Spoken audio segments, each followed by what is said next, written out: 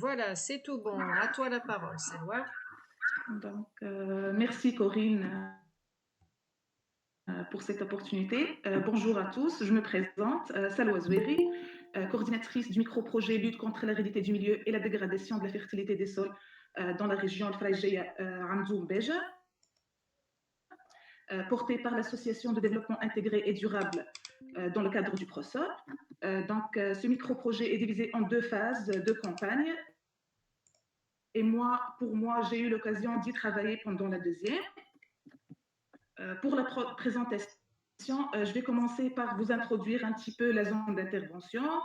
Je ferai ensuite une présentation un peu générale du projet, donc son approche, les réalisations, les mesures et bonnes pratiques agricoles appliquées dans la région. Je parlerai ensuite de quelques difficultés rencontrées lors de la mise en œuvre, de quelques réussites, pour finir par les étapes prévues avant la clôture du projet. Pour le secteur d'intervention, le choix a été fait en concertation avec l'Odissipano, partenaire principal du micro-projet. Et dans la région de Faraïjia fait partie des territoires de son intervention, l'arrondissement COS et la CTV Aramzoun, en se référant à la stratégie nouvelle de GIACTA réalisée en 2017 et qui définissent les zones à risque de forte érosion et qui classent le Faraïjia comme étant une zone sévèrement touchée par l'érosion. D'ailleurs, elle est classée dans la carte en rouge dans la carte des sols dégradés de la région du gouvernorat de Beja. La région s'étend sur une superficie de 1200 hectares. Son réseau hydrologique intéresse principalement le bassin versant du barrage Kassed. Elle est caractérisée par un faible couvert végétal, des terrains qui sont très accidentés. 74% des terres présentent des pentes qui dépassent les 15%, donc un facteur qui favorise l'érosion des sols. Aussi, le volume des précipitations est de l'ordre de 800 mm et les pluies torrentielles détiennent plus de 20% de ces précipitations. Autre facteur qui aggrave un peu la situation d'érosion des sols. À ceci s'ajoutent les mauvaises pratiques les mauvaises pratiques agricoles. Pardon. À ceci s'ajoutent des mauvaises pratiques agricoles telles que le labour dans le sens de la pente, un mauvais choix de culture qui ne vont pas avec la vocation du sol, avec une forte pression de l'activité animale sur les terrains de parcours, aboutissant à une érosion très forte qui touche plus que la moitié des sols. On parle ici d'un ravinement généralisé de la région. Je partage avec vous ici quelques photos de la zone pour comprendre un petit peu la situation. Donc, vous voyez ici les deux premières photos à gauche. Ce sont deux photos de deux parcelles qui ont été travaillées conventionnellement. On parle d'un labour d'hiver et puis un travail plus superficiel de reprise avant les semis au printemps. Vous voyez que le labour a été effectué dans le sens de la pente. On voit ici des pertes, des descentes de terre qui sont très importantes.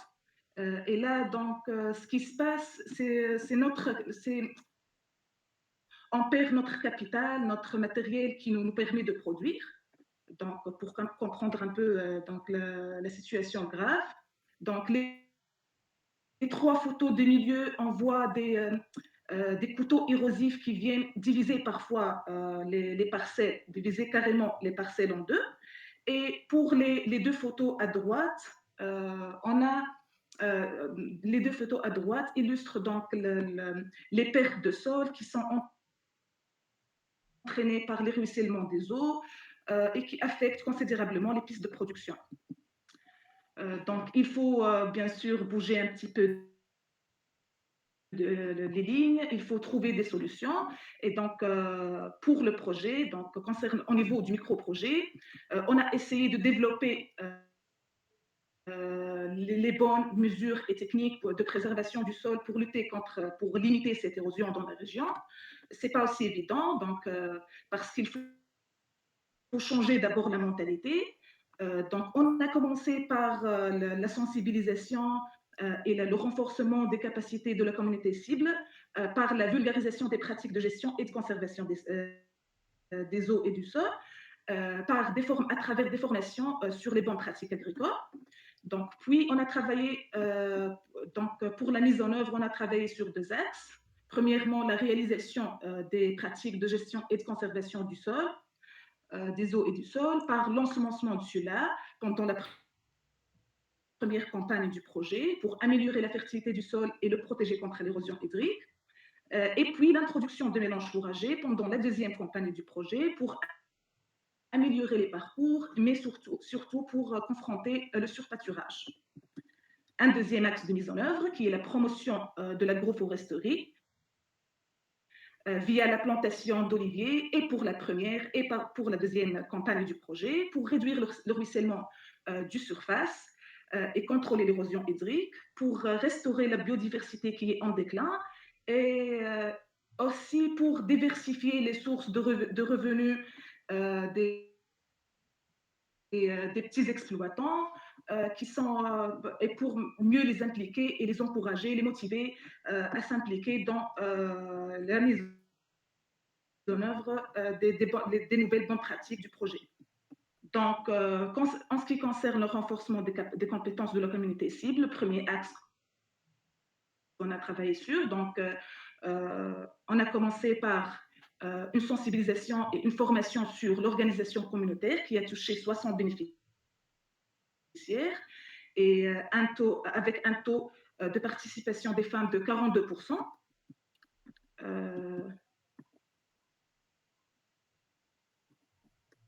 Aussi une sensibilisation, une formation sur les bonnes pratiques agricoles qui a touché 45 bénéficiaires avec un taux de participation de femmes de 20%. Donc, une formation sur la création d'une eau livrée. Donc, 22 agriculteurs ont bénéficié de cette formation. Et à la fin, on a une formation sur la confection de cuvettes pour une trentaine d'agriculteurs. Donc, tout ceci a été réalisé pendant la première campagne. Et je partage dans le même axe, donc renforcement des compétences de la communauté cible, je partage avec vous quelques photos du déroulement d'une enquête qui a été réalisée dans la région d'intervention pendant la deuxième campagne, afin de choisir les bénéficiaires potentiels de la deuxième partie du projet. Donc, on a tiré profit de ces visites de terrain pour sensibiliser, pour vulgariser. On a les agriculteurs des bonnes pratiques conservatrices et préservatrices du sol. Donc, on a discuté à propos des rotations, de la bourre contre le sens de la pente, toutes ces thématiques qui sont bonnes pour la préservation et la lutte contre la dégradation des sols. Et donc, il faut, au niveau maintenant, faisant un survol sur les moyens qui ont été mis en place pour contrôler l'érosion des sols dans la région. Donc ici, vous voyez une carte de réalisation qui concerne la première campagne. Donc, vous voyez ici la zone d'intervention dont je vous parle. Donc, à droite de la carte, vous voyez tout ce qui est en vert.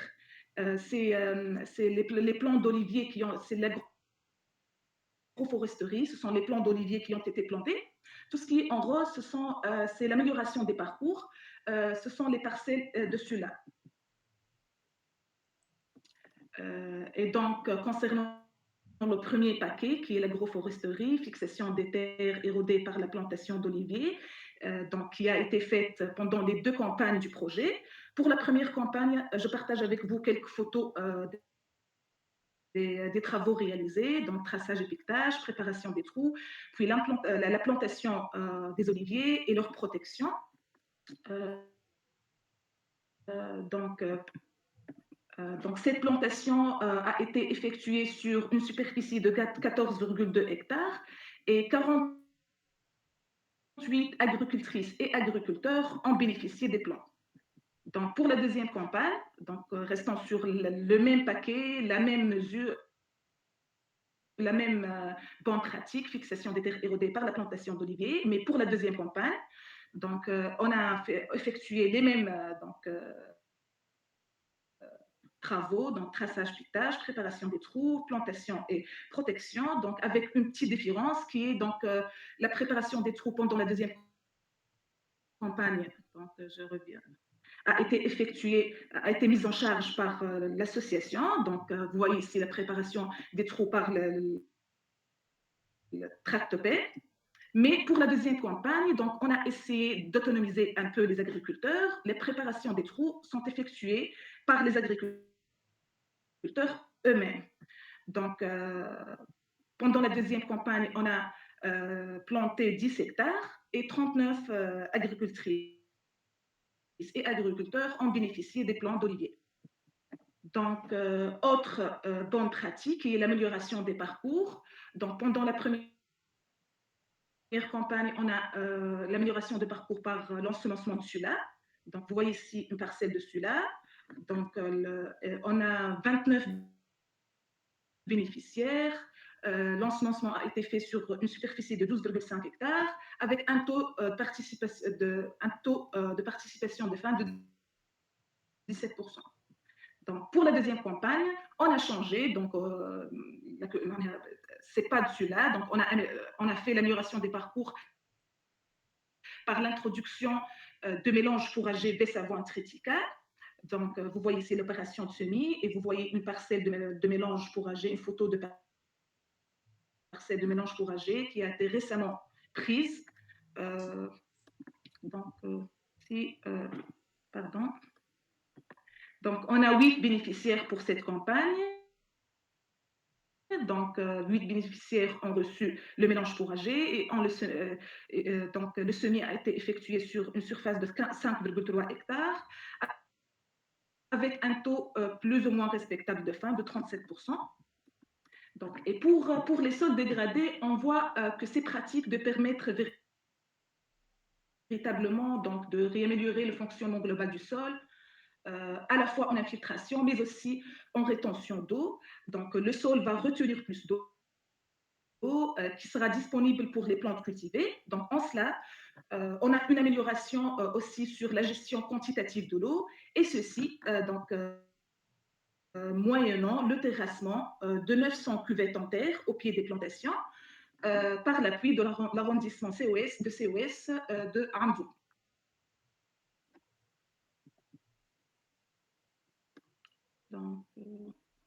Donc, l'équipe Prosol GIZ de GIACTA a joué un rôle crucial dans la mise en œuvre de ces pratiques, et ceci à travers des ateliers, à travers le renforcement des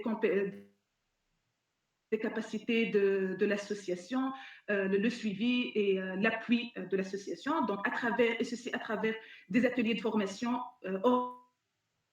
organisés et bien ciblés et qui ont concerné plusieurs thématiques. Le changement climatique, l'approche genre, la séquestration carbone, donc l'optimisation de suivi des indicateurs, aussi à travers des réunions de suivi régulières, que ce soit présentielles ou bien en ligne, et enfin des visites de terrain pour suivre de proche l'avancement des activités. Donc, parlons un peu des difficultés rencontrées lors de la mise en œuvre. Donc, on a tout d'abord des difficultés d'accès, puisque ce sont des terrains très accidentés, donc on a des pentes très fortes. On a aussi la mentalité, donc on a essayé en tant qu'association de changer la mentalité de la communauté cible, des agricultrices et des agriculteurs, mais il paraît que c'est un travail à longue haleine, donc nous, on ne peut pas changer facilement la mentalité des gens, donc c'est eux qui doivent changer leur mentalité s'ils veulent, bien sûr. Donc, on a trouvé des difficultés avec l'esprit campagnard des agricultrices et des agriculteurs, puisqu'ils sont très habitués à l'assistanat, surtout de l'Odissipano. Donc, les actions sont toutes faites par l'Odissipano. Et on a trouvé aussi des difficultés avec le morcellement.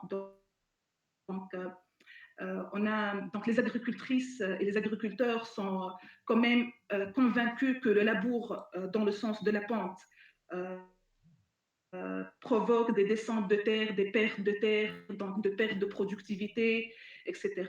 Mais le morcellement les entrave de pratiquer le labour contre le sens de la pente.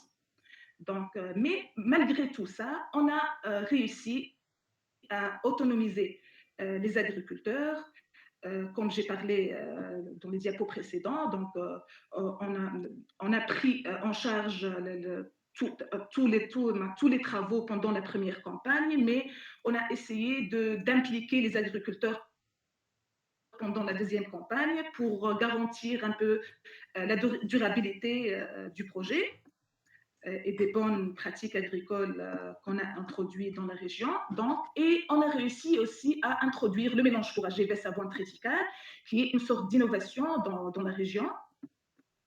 Donc, concernant les étapes restantes du projet, il ne reste que des journées de sensibilisation sur les thématiques suivantes: conservation des eaux et du sol, formation sur le pâturage par rotation et formation en confection de cuvettes avant la clôture du projet. Donc, je vous remercie bien pour votre écoute et vos remarques et vos questions sont les bienvenues. Merci. Merci beaucoup, Salwa, pour cette riche présentation qui nous donne un très bon aperçu des défis rencontrés.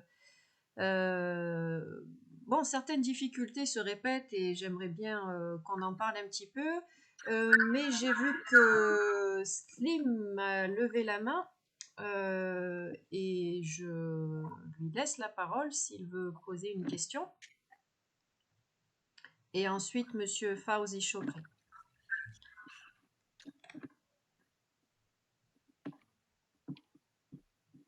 Alors, peut-être que je passe du coup la parole à Monsieur Fawzi. Allez-y.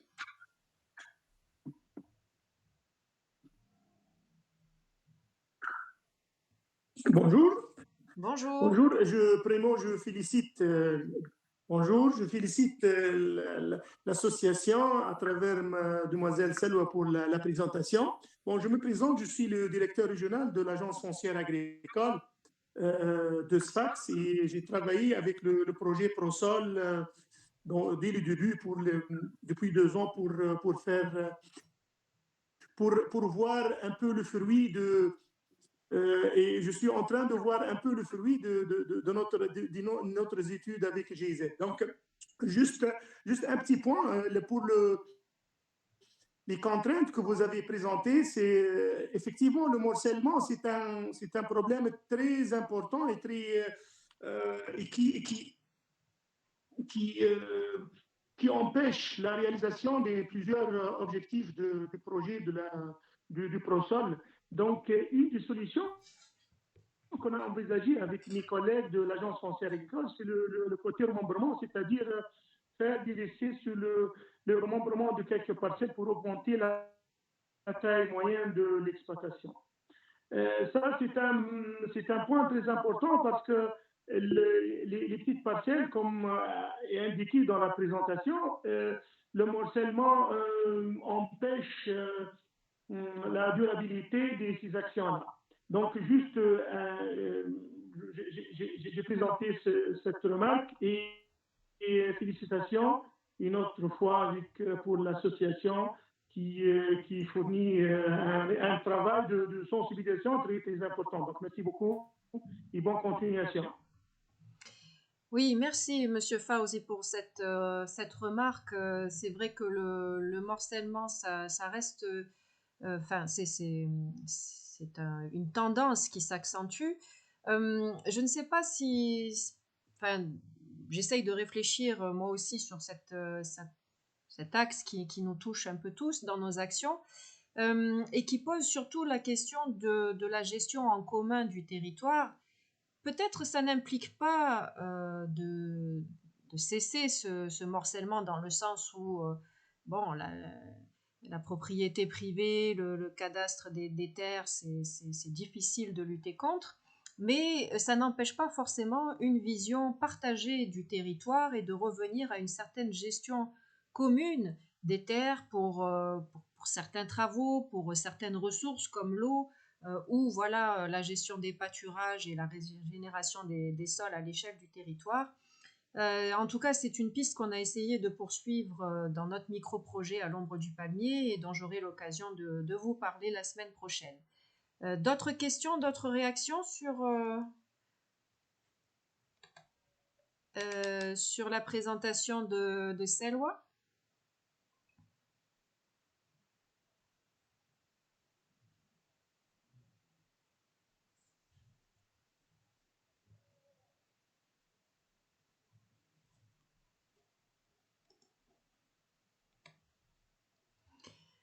Alors moi, j'aimerais bien reparler un peu de l'esprit campagnard.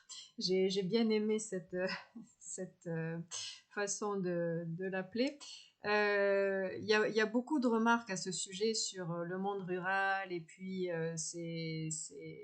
voilà, la difficulté des fois d'approche avec des mentalités bien ancrées qu'on a du mal à faire évoluer. Bon, finalement, c'est des traits qu'on retrouve partout et pas seulement dans le milieu rural. Est-ce que certains d'entre vous veulent partager aussi des retours d'expérience sur voilà, comment approcher des personnes qui n'ont pas forcément les mêmes idées que celles qu'on veut essayer de faire évoluer? Est-ce que vous avez pu tester des façons d'y aller en collaboration peut-être et éviter ce côté de confronter des visions qui ont l'air opposées. Quelqu'un veut réagir sur cette question? Ou peut-être Salwa aussi, tu peux expliciter un peu plus comment vous avez pu finalement avancer avec vos bénéficiaires Donc, sur... oui, bien sûr. Donc, oui, il y a beaucoup. Oui, oui. Donc, il y a beaucoup de réticences donc, de certains de ces agriculteurs qui sont, même s'ils sont convaincus qu'il faut aller vers d'autres techniques, de nouvelles techniques, de changer leur comportement, leur façon de faire les choses, mais on a donc pour les impliquer, on a essayé de faire le lien entre l'érosion des sols, la perte, les descentes des terres, les pertes de sol avec la productivité, l'argent, donc le gain économique, donc pour essayer de les convaincre. Euh, Puisque ce qui les intéresse le plus, c'est le côté économique, c'est le gain. Oui, oui, merci pour cette remarque et c'est vrai que la question économique, c'est bien de pouvoir argumenter là-dessus parce que en effet, c'est un point sensible et tout à fait légitime. Oui, Fauzi, on vous écoute à nouveau. Oui, bon, juste pour vous dire, bon, pour moi, j'ai plusieurs expériences sur ce sujet-là, surtout dans le sud de la Tunisie. Essentiellement, l'agriculteur et l'agricultrice, actuellement, euh, il et elle voient directement le gain, le gain immédiat de sa parcelle. Donc, c'est-à-dire que si on ne convainc pas la rentabilité immédiate de la parcelle, elles ne sont pas ou elles ne seront pas elles seront réticentes sur ces thèmes-là. Donc, une des propositions, c'est que on provoque des réunions, des visites, plutôt des visites aux hommes qui, entre guillemets, sont disons pilotes, pour voir que le résultat immédiat de ces travaux de SURS, de ces travaux de protection du sol, parce que ces travaux-là sont considérés comme des facteurs ou des moyens à long terme, c'est-à-dire le résultat financier, on ne peut pas les distinguer ou bien on ne peut pas les voir immédiatement. Donc, une des solutions, c'est provoquer des visites de cette histoire, entre guillemets, des hommes qui ont réussi à valoriser leurs terres à travers ces pratiques-là. Oui, oui, en effet, c'est vrai que la preuve par l'exemple, ça reste aussi un moyen toujours très pertinent de convaincre. Euh, Pas toujours facile à mettre en œuvre parce qu'il n'y a pas des sites pilotes proches de partout. Euh, mais c'est vrai qu'on devrait faire un peu plus de vulgarisation des exemples qui ont marché pour voilà, faciliter l'accès à ces success stories, comme vous avez dit, parce que c'est vrai que les résultats de la régénération du sol, il faut l'envisager sur plusieurs années. Et là aussi, ça pose une difficulté pour convaincre parce que ça va prendre plus qu'une fois de mettre des mélanges fourragers sur le sol pour obtenir vraiment les résultats sur l'amélioration. Alors, j'ai vu une question dans le chat. Donc, c'est Ziad Zahra qui nous dit nous sommes un groupe d'agriculteurs du sud algérien et nous souffrons du problème du sable surtout lorsque le vent souffle. Quels conseils nous donnez-vous? Alors, je vais proposer une petite réponse et puis ouvrir au reste du groupe si vous avez vous aussi des conseils. Euh, alors, pour lutter contre l'ensablement, eh bien, a priori, on essaye de mettre en place des brise-vents. Dans le sud, on fait ça beaucoup avec les palmes de palmier qui aident à stabiliser les dunes et à faire un peu un petit effet brise-vent. Dès qu'on a la possibilité, on peut améliorer ça avec un brise-vent plus élaboré, avec des espèces plus diversifiées, mais ça va sûrement nécessiter un petit peu d'irrigation. Si on peut apporter ça, ça ira plus vite pour constituer un brise-vent efficace. Donc après, c'est ça, c'est que c'est un travail à la fois à l'échelle de la parcelle pour se protéger sur les vents dominants, là d'où vient le sable, et aussi à l'échelle du territoire pour fixer les dunes avec donc des cordons dunaires. Et ça, c'est un peu plus de la responsabilité des administrations. Quelqu'un d'autre veut proposer des pistes pour ce problème d'ensablement? Si d'autres personnes ont des retours du Sud. Oui, Monsieur Fauzi?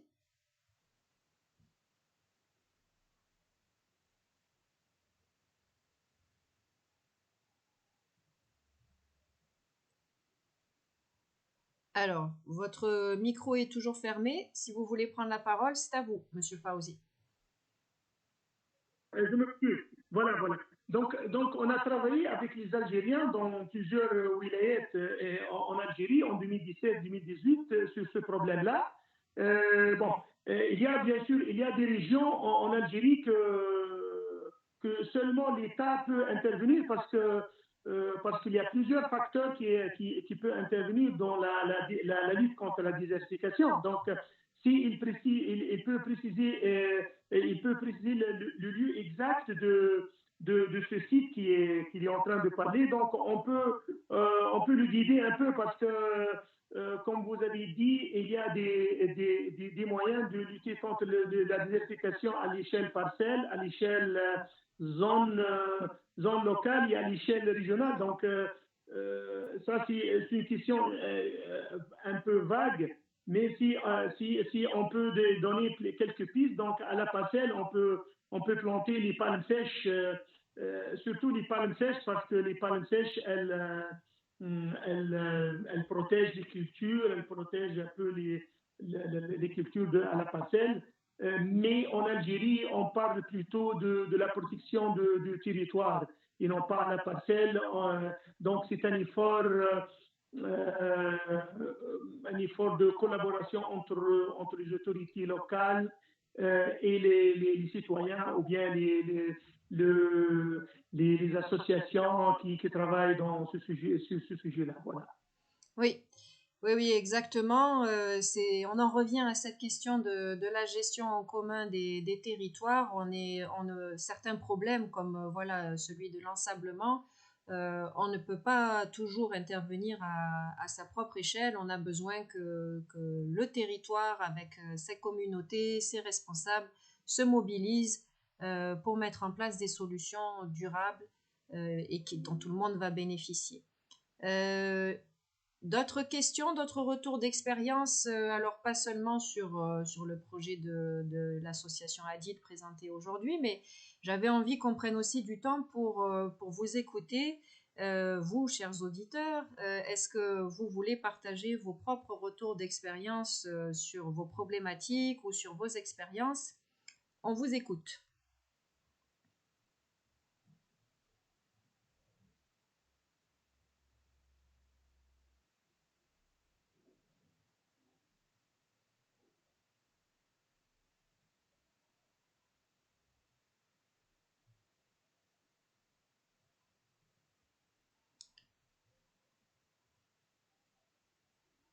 Alors, tout le monde, ça veut dire que tout se passe bien chez vous ou que vous avez des difficultés, vous voulez pas les partager? Alors, je sais pas, je vous laisse encore le temps de réfléchir. En tout cas, ça me fait penser que j'ai remarqué les photos dans la présentation de Salwa qui nous a introduite sa région d'intervention. On a pu voir voilà, les terres qui sont fractionnées en deux par l'érosion qui creuse et creuse jusqu'à former après de véritables oueds. Alors, on a mis en œuvre, nous, à l'occasion d'une consultation sur un projet, des pistes de régénération pour ce problème-là. Je ne vais pas pouvoir partager avec vous ici des images là, parce qu'elles sont pas très bien rangées dans mon ordinateur. On a des techniques pour amorcer une régénération au fil du temps parce qu'on ne peut pas juste commencer à combler, mais ce qu'on fait, c'est qu'on essaye d'intervenir pour déjà arrêter et freiner le phénomène, et puis petit à petit amorcer une auto-régénération des ravines. Donc on fait ça en fait en intervenant au point le plus haut, au début du ravinement, et on fait ça à l'aide de pierres pour combler avec une certaine disposition des pierres, combler petit à petit. En fait, la stratégie de fond, c'est de freiner le ruissellement au maximum pour limiter l'entraînement du sol par le ravinement. Donc avec des lits de pierre, on ne cherche pas à combler comme on le fait souvent, donc on met des pierres comme un remplissage de la ravine. C'est pas ça l'idée. L'idée, c'est de faire des lits de pierre qui vont pas forcément remplir toute la hauteur, mais qui vont freiner simplement l'eau qui ruisselle et donc apaiser son effet destructeur. Et petit à petit, au lieu d'avoir une eau qui entraîne des particules, elle va déposer des particules, et c'est comme ça qu'on va amorcer petit à petit la régénération de ces ravines qui vont se combler d'elles-mêmes au fil du temps.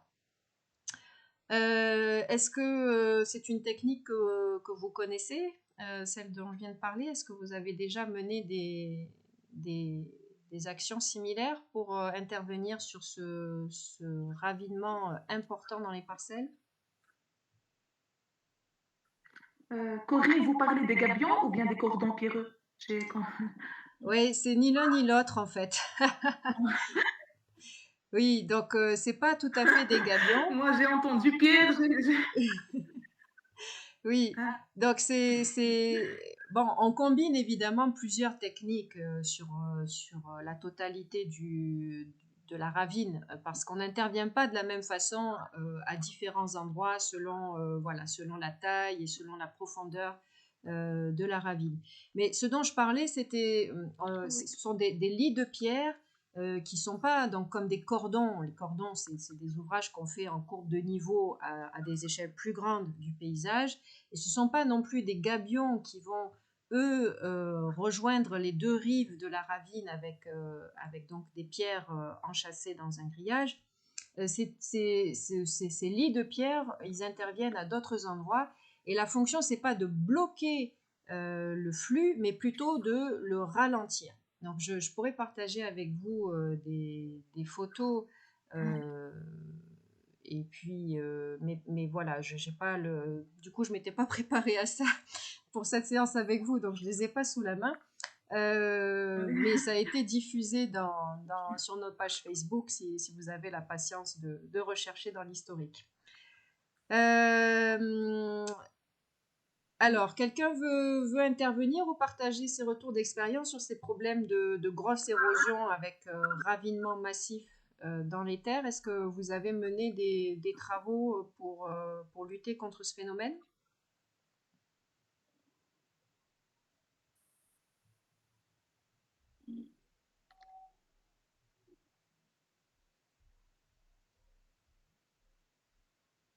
Donc, moi, Corinne, donc je vois que le principal levier qui va concerner tout le monde et qui est le plus important à actionner, c'est la couverture du sol. Puisque la couverture du sol, elle s'adresse aussi bien aux agriculteurs, aux éleveurs. Donc, le principe va être de couvrir le sol au maximum afin de capter tout le CO2 de l'atmosphère par le biais de la photosynthèse, donc, et ramener le carbone. Donc, on va séquestrer plus de carbone dans le sol. Et grâce à la couverture de sol, on va aussi nourrir les micro-organismes qui vont séquestrer une sorte de colle. Cette colle va donc permettre de conserver le sol. Donc, on va donc éviter les descentes de terre et tout ça. Ça veut dire que donc, et si on travaille sur ce levier, si on conserve, c'est-à-dire le sol dans les parcelles, ça veut dire que derrière l'eau sera propre. Donc, on n'a pas ruissellement d'eau qui est chargé de terre, de sol. Oui, oui, évidemment, c'est très bien de rappeler quelque chose qui est évident pour nous, permaculteurs, mais qui fait quand même encore bien défaut dans la majorité de l'agriculture pratiquée aujourd'hui. Oui, alors ça, je l'explique moi aussi dans nos cours, c'est que finalement, la cause primordiale de la dégradation des sols, c'est leur mise à nu et le labour répété qui laisse nus les sols. Dès lors qu'on remet de la couverture permanente, évidemment, on n'a plus ces mécanismes destructeurs. Donc c'est bien, merci de Salwa d'avoir rappelé ça. En effet, ce qu'il faut travailler auprès des agriculteurs, c'est que les herbes et le couvert, qu'ils soient cultivés ou spontanés, n'est pas notre ennemi et n'est pas une source de baisse de productivité pour les cultures. Au contraire, cette couverture permanente du sol, elle garantit d'une part que le sol ne part plus avec l'érosion, mais son amélioration continue avec l'action biologique des racines, comme tu l'as dit, et aussi l'apport constant de nutriments et de matières organiques avec le cycle vie-mort de ce couvert. Alors, il y a Sherifa qui me dit qu'elle n'a pas vraiment compris ma question sur le ravinement massif. Donc voilà, Selwa nous a montré dans sa présentation les problèmes d'érosion importants qui créent un creusement des parcelles et qui coupent les parcelles en deux avec donc des petits WED en formation. Et donc moi voilà, je posais la question, j'ai proposé une piste d'action pour régler ce problème avec une attitude d'autorégulation de ce phénomène. Et je vous demandais si vous aviez aussi des pistes pour ce problème de ravinement qui coupe les parcelles en deux. Donc, Salwa est revenue avec cette idée primordiale de couverture du sol. Il y a bien sûr aussi l'approche avec les banquettes mécaniques, les buttes en courbe de niveau qui permettent aussi de piéger le ruissellement régulièrement sur la parcelle. Voilà, donc j'espère que j'ai été plus claire, Sherifa. Si vous avez une réaction à ce sujet, bienvenue.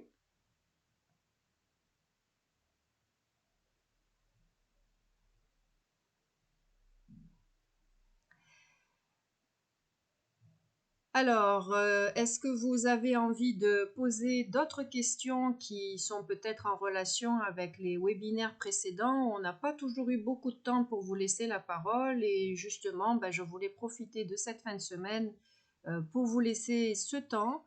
Est-ce qu'il y a des choses sur lesquelles vous voulez revenir par rapport au webinaire précédent pour ceux qui y ont assisté?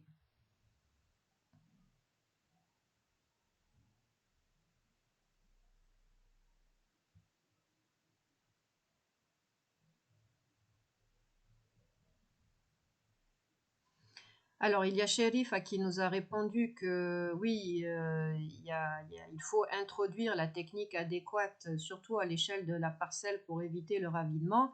Alors, cette notion de technique adéquate, on va y revenir avec vous la semaine prochaine lorsque je vais vous parler exactement de ce sujet. Toutes les techniques ont des contextes d'application et puis certaines techniques qui sont bonnes dans un contexte ne le sont pas forcément dans un autre, qui pose la question à la fois bon, des contextes de pente et tout ça, mais aussi de la question de la soutenabilité écologique, de l'échelle d'application de ces techniques au regard des dépenses énergiques que cela implique. Alors, quelqu'un veut poser une question sur un sujet qui a été abordé au cours de ces 2 dernières semaines?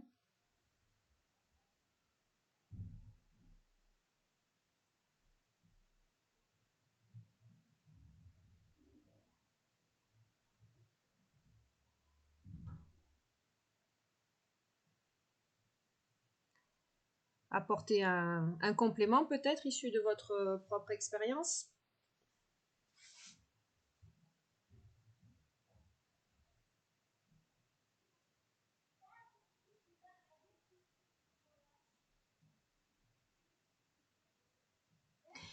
Alors j'en conclus que c'est tout bon pour vous et je vous remercie pour votre attention. Je vous rappelle que vous pouvez revoir quand vous voulez les webinaires précédents qui sont disponibles sur notre chaîne YouTube L'Ombre du Palmier ou sur notre site internet sur la page Actualité. Je vous remercie de vous être joint à moi et je reste disponible pour vous répondre via les emails. Et j'espère vous retrouver lundi où on va parler plus de notre approche en permaculture durant les 3 webinaires de la semaine prochaine.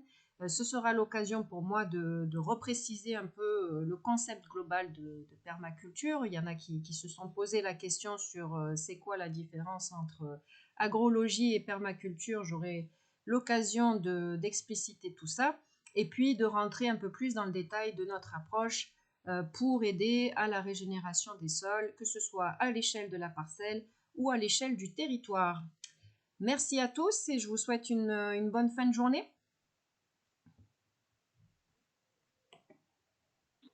Merci à vous aussi. Oui, merci pour vos interventions, Monsieur Fauzi. À très bientôt. Au revoir à tous. Au revoir. شوية طيبة. عايش.